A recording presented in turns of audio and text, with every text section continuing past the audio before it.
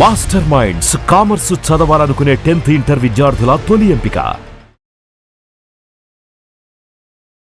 మిత్రులందరికీ నమస్కారం.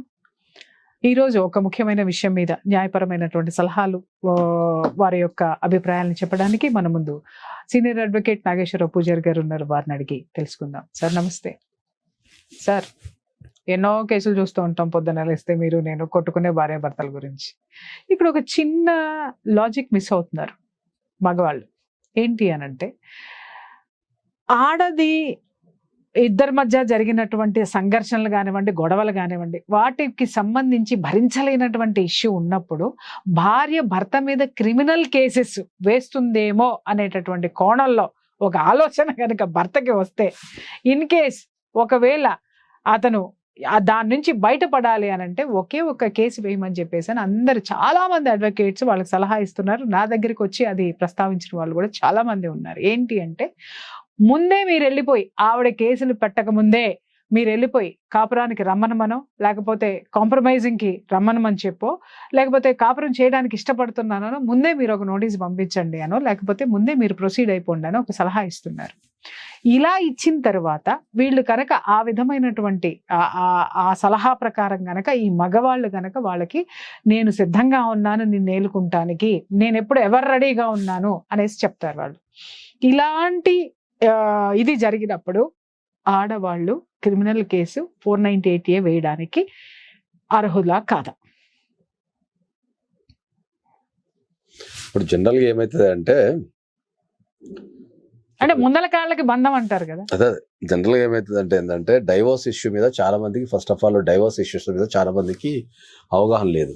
ఫస్ట్ రెండోది ఏంది అంటే, పర్టికులర్ చెప్పాలంటే ఏంది అంటే, రెండో దానికి వచ్చినప్పుడు ఏమైందంటే సమస్య ఒకటే ఉంటుంది. కలిసి ఉండాలా విడిపోవాలనే సమస్య ఒకటే ఉంటుంది. రెండు కుటుంబాలు లేకపోతే ఇద్దరు వ్యక్తులే ఉంటారు సమస్యల. కానీ చట్టానికి వచ్చారికి ఏంటంటే చాలా రకాలైన చట్టాలు ఉన్నాయి. ఒక 6 రకాల చట్టాలు ఉన్నాయి భార్యాభర్తల మధ్యలో. సో ఏ చట్టానికి సంబంధించి ఆ చట్టం ప్రత్యేకత ఉంటుంది. మా దగ్గర కూడా చాలా మంది వచ్చి ఏం చేస్తారంటే, మనకు కాపురానికి రమ్మని నోటీస్ పంపడము, లేకపోతే కాపురానికి రమ్మని కోర్టుకి వెళ్ళి మనకు రెస్టిట్యూషన్ ఆఫ్ కాంజుగల్ రైట్స్ ఒక పిటిషన్ వేసుకుంటుంటారు. వేసుకొని అందరూ ఏం చెప్తుంటారు, ఈ 2 పిటిషన్లు కనుక వేసుకుంటే మీ మీద కేసులు పడే ఛాన్సెస్ ఉండవు, ఒకవేళ కేసులు పడ్డా అవి పెద్ద పని చేయవు అని చెప్తుంటారు. అది చాలా తప్పది.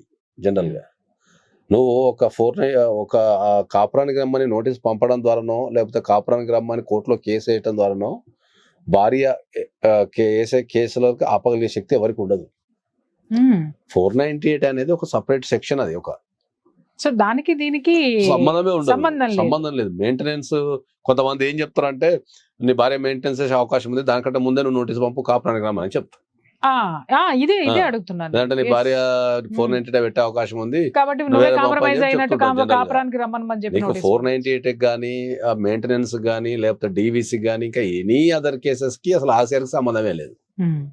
నువ్వు ఒక ఆర్సీఆర్ వేసుకున్నంత మాత్రాన, లేకపోతే ఒక లీగల్ నోటీస్ పంపినంత మాత్రాన నీ మీద కేసులు వేయొద్దు అనే రూల్ ఏం లేదు దానికి. ఇది ఆర్సీఆర్ అనేది ఒక సపరేట్ సెక్షన్.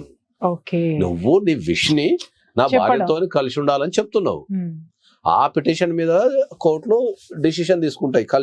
వీళ్ళిద్దరిని కలిసి ఉంచాలా వద్దా, ఏం చేయాలా పిటిషన్ అనేది కోర్టు డిసిషన్ తీసుకుంటాను నువ్వు రాసిన దానిపైన. అంతే తప్ప ఒక 498 ఆపొద్దు, లేకపోతే నేను వేసుకున్నా కాబట్టి నా మీద 498 ఎట్లా బుక్ చేస్తావు, లేకపోతే నేను వేసుకున్నా కాబట్టి 498 కొట్టేయని అని చెప్పలేమ్మా.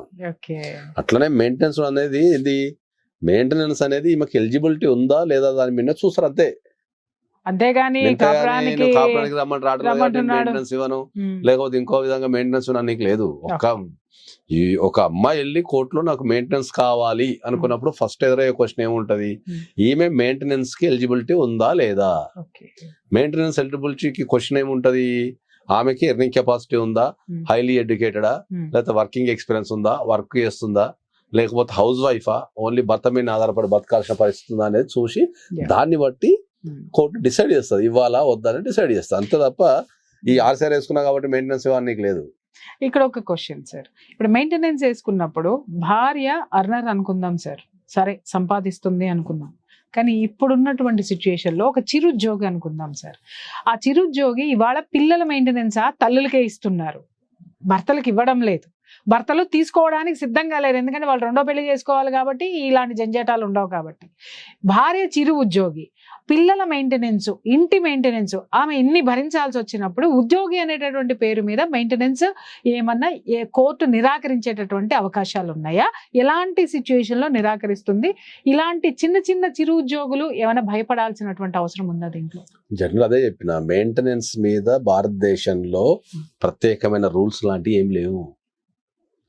సో పని చేసిన అమ్మాయికి కూడా మెయింటెనెన్స్ ఇచ్చిన రోజులు ఉన్నాయి, పని చేయని అమ్మాయికి కూడా మెయింటెనెన్స్ రోజులు ఇచ్చిన రోజులు ఉన్నాయి. అకార్డింగ్ టు గ్రౌండ్ రియాలిటీ ఇక్కడ ఉన్న పరిస్థితిని బట్టి ఆలోచిస్తారు, అంతే తప్ప అంతే తప్ప ఏ కేసు కా కేసు ప్రత్యేకంగా ఉంటది తప్ప ఒక కేసుని బేస్ చేసుకుని అక్కడ ఏమి ఉండదు.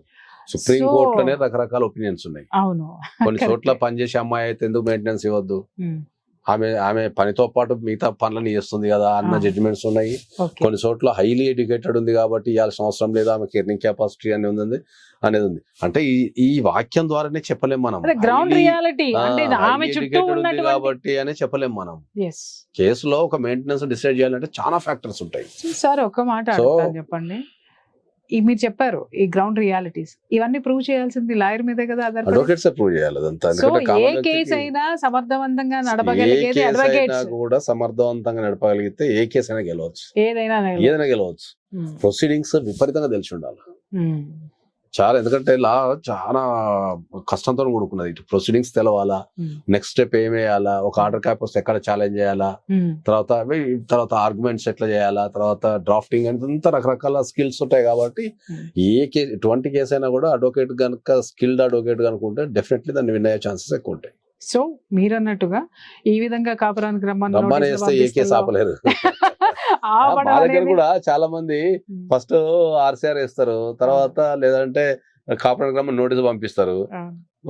ఈ ఆర్సీఆర్ వేసి కాపురానికి రమ్మంటే ఈ లోపు 4 కేసులు వేస్తుంది. ఇటు తిరిగి ఒక సంవత్సరం తర్వాత అప్పుడు వచ్చిన డైవర్స్ కావాలంటాడు మన దగ్గరకు వచ్చి. అరే నేనంట మరి నీకు డైవర్స్ కావాలనుకున్నాం, నువ్వు డైవర్స్ అయ్యచ్చు కదా డైరెక్ట్. మనసులో వాళ్ళు ఎట్లా అనుకుంటారంటే, జనరల్ గా హ్యూమన్ టెండెన్సీ ఏంటంటే, ఎక్కువ వీళ్ళకి లా మీద అవగాహన ఉంటది కాబట్టి వీళ్ళు ఏంటంటే, అమ్మ నేను కాపురానికి పెద్ద మనసులో పంచే టైపులు ఏంటంటే, అమ్మ నేను కాపురానికి రమ్మంటే రావట్లేదు కాబట్టి నేను ఈయన పోన టైపులో అనుకుంటారు. చట్టం వేరు, మోరల్ వేరు. ఇట్లా మోరల్ని వీళ్ళు చట్టం అనుకోని ఏం చేస్తారంటే, నేను రమ్మంటున్నా కదా, నేను తిండి పెడతా అంటున్నా కదా అని అంటారు. నువ్వు రమ్మంటున్నావు, తిండి పెడతా అంటున్నావు అని అక్కడ ఉండగలిగే పరిస్థితి ఉందా లేదా అనేది కోర్టు గమనిస్తుంది. గమనించి మెయింటెనెన్స్ ఇవ్వాలా వద్దా అనేది కోర్టు విల్ డిసైడ్. మనం ఉట్టనే వెళ్ళి మూర్ఖంగా నేను ఉండమంటున్నా కదా, నేను సాత్తా అని చెప్పినా కదా అంటే కాదు కదా. ఒక వ్యక్తికి అక్కడ స్వేచ్ఛగా జీవించగలిగే అవకాశం ఉన్నదా లేదా పరిస్థితి చూసి దానిపైన కోర్టు విల్ డిసైడ్, ఇవ్వాలా వద్దా మెయింటెనెన్స్ అనేది కోర్టు డిసైడ్ చేస్తుంది. Thank you. చూసారు కదా ఫ్రెండ్స్, చక్కగా చాలా క్లియర్గా చెప్పారు. ఎప్పుడైనా సరే మీరు ఒక కేసుని మీరు కోర్టులో వేసుకోవాలి అనిపించినప్పుడు ఆ కేసుకి సంబంధించినటువంటి పూర్తి ఇన్ఫర్మేషన్ ఒక ఎక్స్పీరియన్స్డ్ వన్ దగ్గర నుంచి సలహా తీసుకుంటే, ఎక్స్పీరియన్స్ లాయర్ల దగ్గర నుంచి సలహా తీసుకుంటే మీరు ఖచ్చితంగా దాంట్లో గెలిచేటటువంటి అవకాశాలు చాలా ఉంటాయి. మీకు ఎవరికైనా ఇలాంటి సలహాలు, ఇలాంటి కేసుకి సంబంధించినటువంటి సలహాలు కావాలి అనుకుంటే స్క్రీన్ మీద కనిపించేటటువంటి నంబర్కి కాల్ చేయండి. నాగేశ్వరరావు పూజారి గారు మీకు అపాయింట్మెంట్ ఇస్తారు, సలహాలు ఇస్తారు. Thank you. సుమన్ టీవీలో మీ పర్సనల్ అండ్ బిజినెస్ ప్రమోషన్స్ కోసం కింది నెంబర్కి కాంటాక్ట్ చేయండి.